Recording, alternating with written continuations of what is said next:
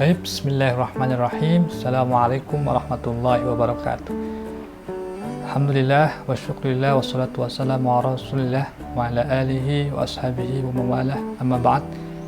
Alhamdulillah, kita bertemu lagi dalam konten video mata kuliah pembelajaran akidah akhlak. Pada kesempatan kali ini kita akan membahas bersama mengenai seluk-beluk ilmu kalam. Tetapi sebelum kita memasuki kepada materi, saya akan menjelaskan kenapa pembahasan ini penting untuk didiskusikan dalam mata kuliah pembelajaran akidah akhlak. Yang pertama alasannya adalah karena pembahasan ini termasuk dalam konten materi yang disampaikan di kelas 11 madrasah dari peraturan Menteri Agama nomor 165 tahun 2014. Kemudian, berdasarkan hasil identifikasi materi yang belum dikuasai oleh mahasiswa angkatan 2016, materi ilmu kalam ini merupakan salah satu materi yang paling banyak belum dikuasai oleh para mahasiswa. Oleh karena itu, saya merasa perlu untuk membahas materi ini, selain karena pembahasan tentang ilmu kalam juga merupakan jembatan bagi kita untuk memahami diskursus pemikiran dalam tradisi Islam. Baik, apa yang dibahas dalam video kali ini? Kurang lebih kita akan membahas tentang definisi ilmu kalam, kemudian ruang lingkupnya, kemudian permasalahan-permasalahan pokok yang dibahas di dalamnya, gitu ya. Yang pertama, kita akan beranjak dari definisi. Dari definisi ini, kita akan membahas dari dua aspek. Yang pertama, secara bahasa, apa itu ilmu kalam, artinya secara bahasa. Yang kedua, apa sih ilmu kalam itu secara istilah, gitu ya. Yang pertama, secara bahasa, arti kalam dari bahasa Arab bermakna perkataan atau percakapan atau kata-kata. Nah, dari arti kata ini, kita bisa menelisik secara historis bahwa pembahasan tentang arti kata kalam yang mendekati makna secara istilah terdapat pada hadis Rasulullah yang menceritakan tentang dua orang yang berdebat mengenai takdir. Jadi Rasulullah menemukan dua orang yang berdebat mengenai takdir, dan di hadis tersebut disebutkan yatakallamuna fil qadar, gitu ya. Mereka berbincang-bincang, bercakap-cakap, berdebat mengenai takdir manusia. Nah, di situ kita bisa melihat bahwa akidah diperbincangkan melalui perdebatan, melalui diskursus penggunaan logika dan percakapan antar manusia. Kemudian, secara sistematika pembahasan pada buku-buku ulama ilmu kalam, kita menemukan bahwa mereka memulai pembahasannya dengan frase al-kalam fi, atau pembicaraan, diskusi dalam suatu masalah, gitu. Al-kalam fi, perdebatan atau diskusi fi, dalam suatu masalah. Nah, kemudian disebutkan misalkan masalah khalqul Quran atau fi kalamillah, al-kalam fi fil qadar, al-kalam fi an-nubuwah, begitu. Nah, kemudian salah satu faktor yang menyebabkan penamaan ilmu kalam adalah karena salah satu tema yang paling banyak diperbincangkan dalam ilmu kalam adalah permasalahan Al-Quran, apakah kalamullah yang qadim atau dia merupakan makhluk. Nah, kita bisa mengetahui bahwa perbincangan ini sangat sengit di antara Ahlus Sunnah wal Jamaah dengan Mu'tazilah, gitu ya. Kemudian kita akan beranjak kepada definisi istilah. Secara istilah, saya akan mengutip dua pendapat. Pendapat yang pertama dari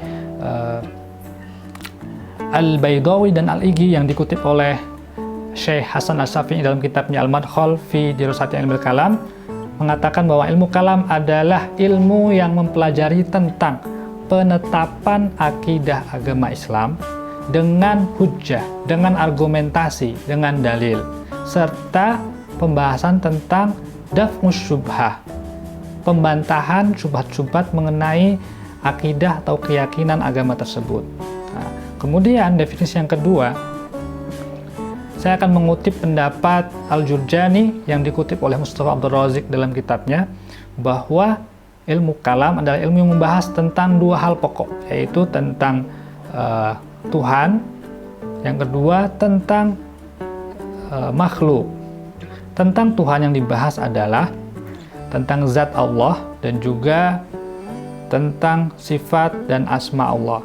Kemudian tentang makhluk, yaitu semua hal yang mungkin, semua yang kontingen dibahas, segala hal yang berhubungan dengan makhluk dalam kerangka ajaran agama Islam, gitu ya. Nah, dari dua definisi di atas kita bisa mengetahui bahwa sebenarnya pembahasan ilmu kalam adalah juga pembahasan yang dibahas dalam ilmu tauhid.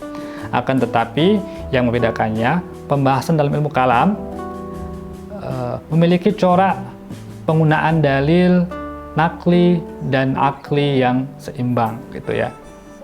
Kalau dalam penetapan akidah, semuanya merujuk kepada dalil nakli atau dalil yang bersumber kepada Al-Quran dan Al-Hadis. Sementara dalam ilmu kalam disertai dengan pembahasan secara nalar rasional manusia, gitu ya. Karena itu kita mengenal dalam ilmu kalam ada dua bentuk dalil yang digunakan.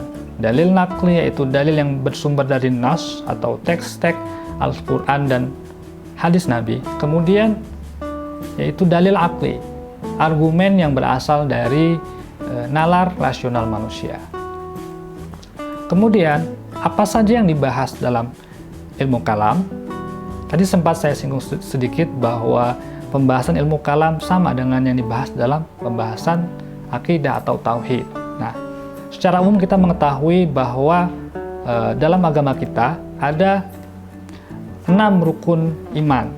Iman kepada Allah, iman kepada malaikat, iman kepada kitab, iman kepada rasul, iman kepada hari akhir, dan iman kepada qada dan qadar, gitu ya. Nah, ini semua merupakan tema-tema atau pembahasan yang dibahas dalam ilmu kalam, gitu.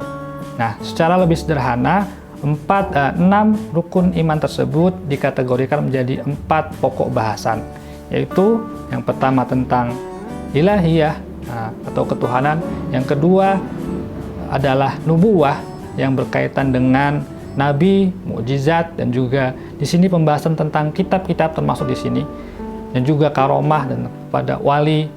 Kemudian yang ketiga adalah pembahasan tentang aruhiyah, sesuatu yang alam goib, seperti pembahasan tentang malaikat, pembahasan tentang jin, setan, segala macam. Yang terakhir adalah pembahasan tentang as-sam'iyat. As-sam'iyat itu apa? Yaitu perkara-perkara yang hanya bisa diketahui sebagai umat beragama, khususnya agama Islam, dari dalil-dalil sam'i atau dalil-dalil nakli yang bersumber dari Al-Quran maupun As-Sunnah, gitu ya. Kemudian setelah kita membahas ruang lingkup, kita akan membahas tentang masalah-masalah pokok yang dibahas dalam ilmu kalam. Kita mengetahui bahwa dalam sejarahnya ilmu kalam melalui beberapa tahapan historis yang dimulai dengan pembahasan tentang pelaku dosa besar, gitu ya. Jadi pada zaman dahulu, pada pertentangan konflik antar sahabat, terdapat masalah pelaku dosa besar. Apakah pelaku dosa besar itu muslim atau kafir atau bagaimana? Nah, dalam permasalahan ini terdapat perbedaan pendapat antara Khawarij yang mengkafirkan pelaku dosa besar, kemudian Mu'tazilah yang mengatakan bahwa pelaku dosa besar berada di manzilah bainal manzilatain, di posisi di antara dua posisi, antara mukmin dan kafir, gitu ya. Kemudian Murji'ah yang mengembalikan semua perkara pelaku dosa besar hanya kepada Allah nanti di hari penghakiman, gitu ya. Sementara Ahlus Sunnah memandang bahwa pelaku dosa besar tetap muslim, tetapi karena dosanya dia dianggap sebagai fasik. Kemudian yang kedua, pembahasan tentang perilaku manusia atau perbuatan manusia. Apakah manusia hidup perbuatannya sudah ditentukan predestination, gitu ya? Apakah sudah ditentukan semuanya sehingga kita hanya menjalankan takdir, atau manusia memiliki kehendak untuk menentukan perilakunya sendiri? Nah, yang ketiga adalah pembahasan tentang imamah yang juga sangat pelik, di mana kita tahu bahwa saat ini umat Islam secara garis besar dibagi dua, antara Sunni dan Syiah. Nah, Syiah adalah golongan yang menganggap bahwa kepemimpinan atau imamah telah ditentukan bin nasi wal wasiyah, dari Rasulullah gitu ya. Kemudian yang terakhir adalah permasalahan yang sempat disinggung di awal tentang Al-Quran. Apakah Al-Quran adalah kalamullah yang kholid, yang abadi, yang kekal, atau dia merupakan makhluk ciptaan Allah seperti makhluk-makhluk yang lain. Baik, sepertinya hanya itu yang bisa kita diskusikan dalam video pengantar ilmu kalam ini. Semoga bermanfaat bagi kita semua. Kurang lebihnya mohon maaf. Wallahu muwaffiq ila aqwamit thoriq. Assalamualaikum warahmatullahi wabarakatuh.